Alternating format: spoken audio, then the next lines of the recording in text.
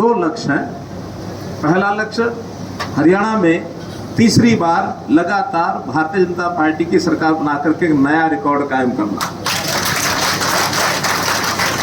और वो तब कायम होगा जब हम एक एक विधानसभा से अपने अपने प्रत्याशी को भारी मतों से जिताकर वहां भेजेंगे। इसलिए ये दोनों लक्ष्य एक दूसरे के साथ जुड़े हुए हैं। यहाँ फतेहाबाद विधानसभा से हमारे श्री दूड़ाराम जी को आप भारी मतों से जिताएंगे तो निश्चित रूप से बनने वाली सरकार में यहाँ का भी एक योगदान होगा।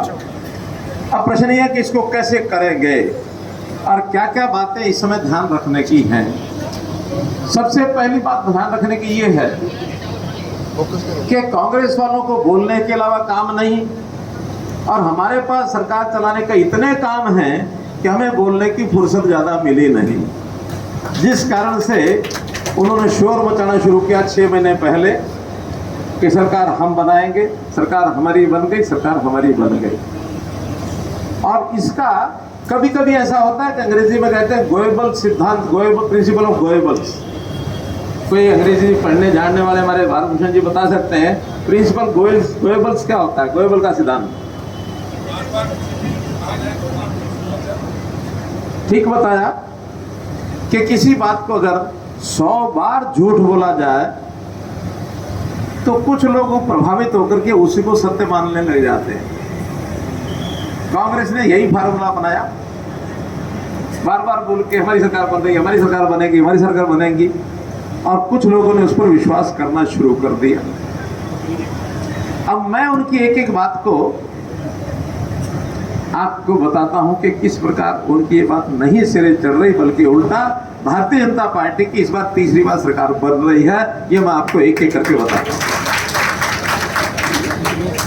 पहली बात तो ये कि जब भी कभी दो आदमियों में मुकाबला होता है, विजयी एक को होना होता है। अगर उन दोनों में से कोई एक आदमी ये कहे दूसरे पड़ोस वाले आदमी को, अरे भाई मेरे जरा हाथ मिला ले, मेरे जरा हाथ मिला ले, मुझे लड़ाई लड़नी है, इसका मतलब जो लड़ाई से पहले सहारा मांगने लग गया तो उस आदमी ने अपनी क्या हार मान ली, कमजोरी की तरफ बढ़ गया, हार की तरफ बढ़ गया। क्योंकि 1 महीना पहले इन्होंने लगातार शोर मचाया, आइए कोई गठबंधन कर ले, आओ कोई हमारे से गठबंधन कर ले, गठबंधन कर ले। ये शोर मचाया कि नहीं मचाया? मचाया कि नहीं मचाया? और फिर देखो सामने वाली पार्टी ने भी, किसी ने भी इनकी तरफ हाथ नहीं बढ़ाया, कि उनको ही पता है कि डूबती नैया में अपना पैर रख करके तुम भी क्यों डूबो। यानी कुछ लोगों का जैसे एक उद्देश्य होता है कि सनम हम तो डूबेंगे, तुम्हें भी साथ लेके। ये कहानी कांग्रेस की है। दूसरा, इनके घर का द्वंद्व, इतना द्वंद्व है कि टिकटों के लिए इन्होंने कहा कौन टिकट लेना चाहता है। इनके यहाँ 2600 लोग टिकटों वाले आए। इसका मतलब ये नहीं है कि बहुत बड़ी मांग थी, मारामारी थी, बल्कि एक दूसरे को टिकट नहीं लेने देनी, एक दूसरे के विरोध में खड़े होकर के और मैदान में कूद गए सब। अब मैदान में कूद तो गए, बाद में ये पछता है। इतनी हिम्मत नहीं हुई कि समय पर टिकटों का फैसला कर दे। भारतीय जनता पार्टी ने 5 तारीख नामांकन से पहले अपनी 2/3 टिकटें, 67 टिकटें 90 में से घोषित कर दी थी। करनी थी कि नहीं? बोलो, की थी कि नहीं? और इन्होंने अपनी जो बड़ी सूची है 63 लोगों की सूची, वो किस दिन घोषित की थी? 11 तारीख की रात को, जब सब सो चुके थे। और उसके बाद 9 ऐसी बच गई जो 12 तारीख को लास्ट डे नॉमिनेशन का, 3 बजे नॉमिनेशन खत्म हो जाता है। कितने बजे? 12 बजे उनका कि ये 9 लोग चुनाव लड़ेंगे।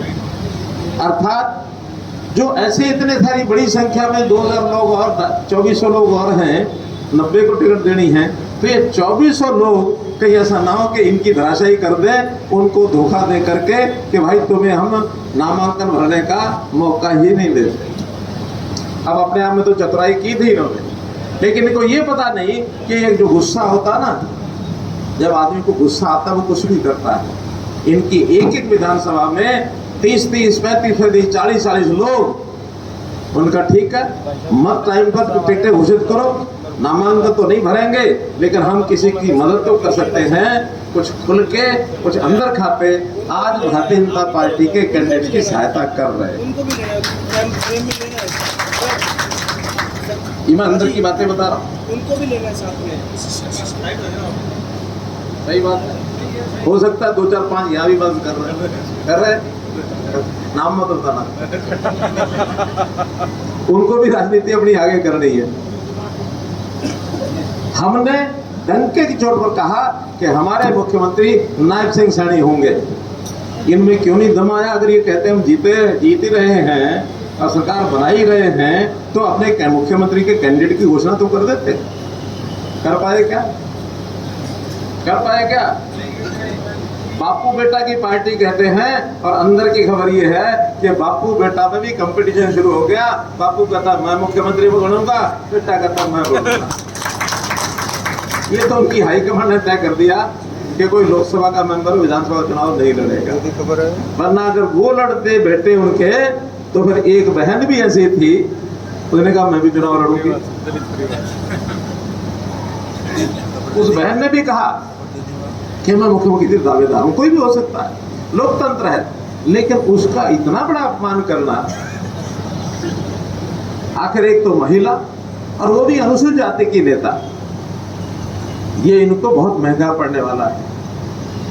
पार्टी का उनका इंटरनल मामला है, लेकिन किसी महिला और अनुसूचित जाति के महिला के खिलाफ इस प्रकार के अपमानजनक शब्द बोलना, क्या ये सभ्यता का शिष्टाचार का विषय है? क्या जातिवाद सूचक इनके सपोर्टर्स ने बोले कि नहीं बोले? कानूनन भी गलत है। खैर ये मामला उनका है, लेकिन जनता सब समझती है, जनता सब जानती है ना। तो इसलिए ये दूसरा विषय है कि जो उनको सत्ता के नजदीक आने ही नहीं देगा। और तीसरा सॉलिड कारण आपको बता सकता हूं, विद प्रूफ, विद आर्गुमेंट, तर्क के साथ, और वो आप बताएंगे मेरी बात ठीक है कि नहीं। हरियाणा 1966 में बना था।